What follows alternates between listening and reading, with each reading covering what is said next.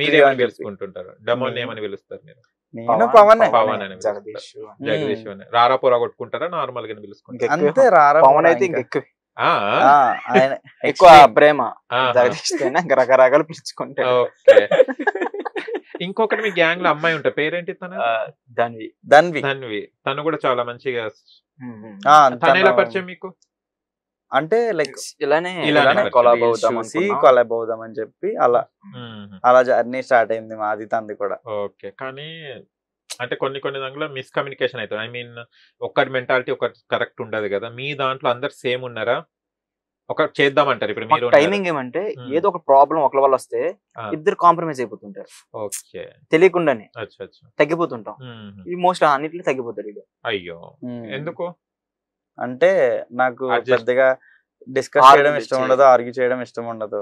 Late గా వచ్చిన late కోసం తెలుసా పవన్ కోపం వచ్చిన తర్వాత అంటే లేట్ గా వచ్చి చెప్పడం అనమాట. పదరా టైం చేద్దాం. అబ్బా అంతసేపు వెయిట్ చేసింది పోయింది. ఇప్పుడు టైం చెప్తాడు, ఇప్పుడు గుర్తు చేస్తాడు. ఏమంటున్నా వచ్చేసాడు కదా చేసుకుందాం పదా అంటే నార్మల్ అయిపోతుంది. అలా ఆడేమో ఇంకా ఫుల్ ఫైర్ అయిపోతా ఉంటాడు, నలిగిపోతా ఉంటాడు, ఇంకా ఇలా అయిపోతా ఉంటాడు. లేట్ చేస్తాడు ఎంత లేట్ గా వస్తాను కండ తగ్గిపోతుంది వీడి వల్ల.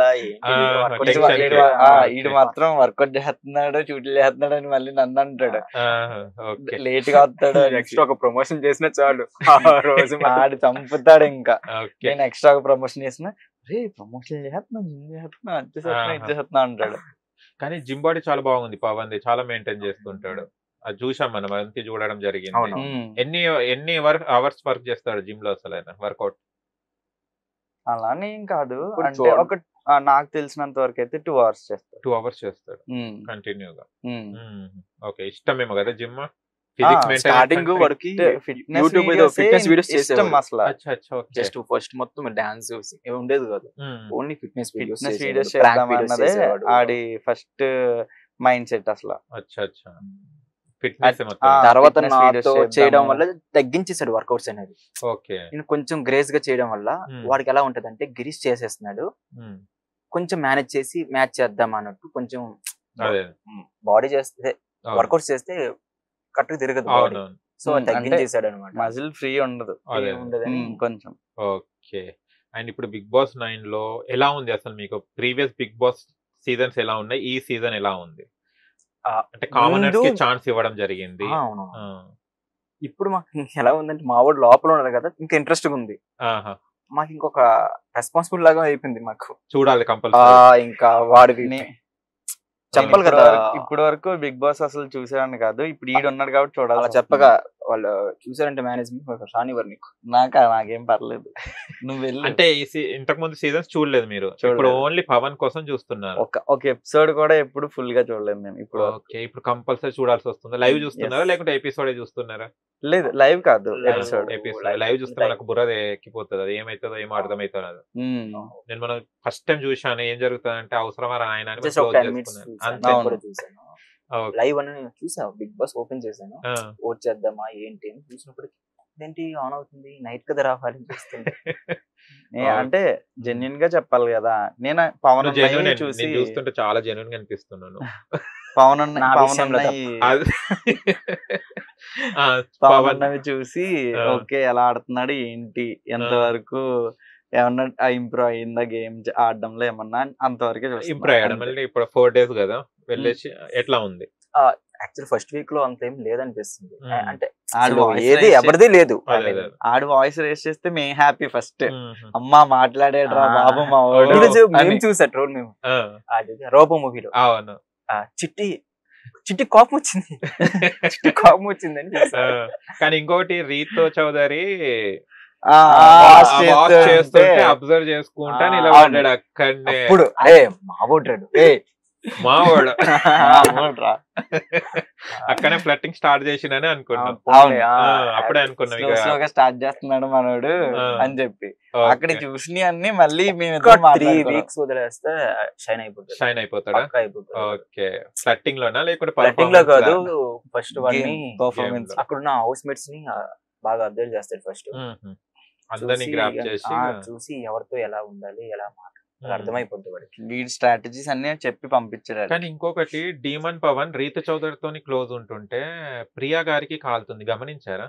యా చూసా, ఏదో ప్రియా గారు కొంచెం బ్రదర్ అండ్ సిస్టర్ కాదు అంటే టాపిక్ ఏమో యాక్చువల్లీ ప్రియా అగ్ని పరీక్షలో ఉన్నప్పటి నుంచి కూడా అందరినీ బ్రదర్ అండ్ సిస్టర్ రిలేషన్షిప్ తోనే పిలుస్తుంది.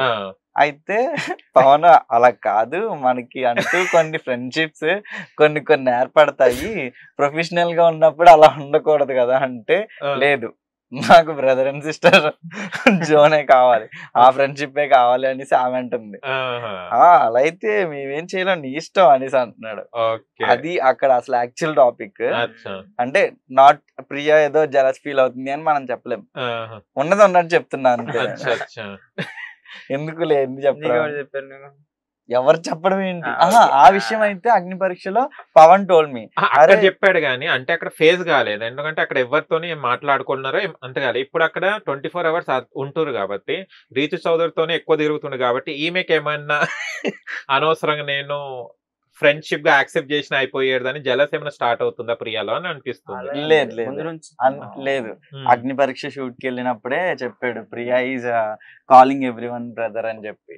ఓకే, అందుకోసం కనెక్ట్ సెట్ అయిపోయాడు. ఒకవేళ ఆ మాట అనుకుంటే రీతు కన్నా ప్రియా బాగుండేది కదా, మేబీ జోడీ బాగుండేది. ఎందుకంటే రీతు చౌదరి కొంచెం పెద్దగా అనిపిస్తుంది. మా ఊరు చాలా పెద్దడు, ఇప్పుడు పుట్టాడు. ఎప్పుడురా